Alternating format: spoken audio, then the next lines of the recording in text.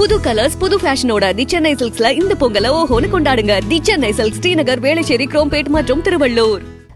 ஈரோட்டில் அடையாள அட்டை, பயண பதிவேடு எதுவுமின்றி நடத்துனராக செயல்பட்ட நபரை பொதுமக்களும் போக்குவரத்து தொழிற்சங்கத்தினரும் கையும் களவுமாக பிடித்தனர்.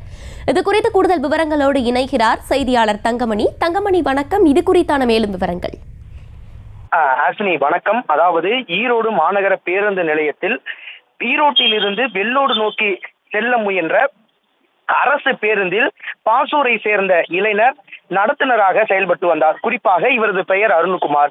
அப்பொழுது அங்கிருந்த பயனாளிகளிடம் அவர் பயணச்சீட்டு கொடுத்துவிட்டு அதே சமயத்தில் காசு வாங்கியுள்ளார். பல பயனாளிகளிடம் அவர் காசு மட்டும் வாங்கிவிட்டு பயணச்சீட்டு கொடுக்காதது பெரும் அதிர்ச்சி ஏற்படுத்தியது. அதே சமயத்தில் அங்கு கூடியிருந்த பல்வேறு தொழிற்சங்கத்தினர் உடனடியாக அந்த பேருந்தை முற்றுகையிட்டு அந்த நடத்துனரை சோதித்த பொழுது அவரிடம் அரசின் சார்பில் வழங்கக்கூடிய எந்த ஒரு நடத்துனர் அடையாள அட்டை, அதே சமயத்தில் பயண பதிவேடு, ஒப்பந்ததாரராக இருந்தால் அவர்களுக்கு வழங்கப்படும் போக்குவரத்து துறையிலிருந்து அந்த ரசீது கடிதம் ஆகிய எதுவுமே இல்லாததால் உடனடியாக அதிர்ச்சி அடைந்த போக்குவரத்து தொழிற்சங்கத்தினுடைய நிர்வாகிகள் உடனடியாக முற்றுகையிட்டு கடும் வாக்குவாதத்தில் ஈடுபட்டனர். உடனடியாக இந்த பேருந்தில் இருந்து இறங்க வேண்டும் என வலுக்கட்டாயத்துடன் செயல்பட்டதால் அந்த பேருந்தில் இருந்த சக பயணிகளும் பேருந்தில் இருந்து இறங்கி மற்றொரு பேருந்தில் ஏறி சென்றனர். உடனடியாக சம்பவ இடத்திற்கு விரைந்து வந்த போலீசாரிடம் அந்த இளைஞரை போக்குவரத்து தொழிற்சங்க நிர்வாகிகள் ஒப்படைத்தனர்.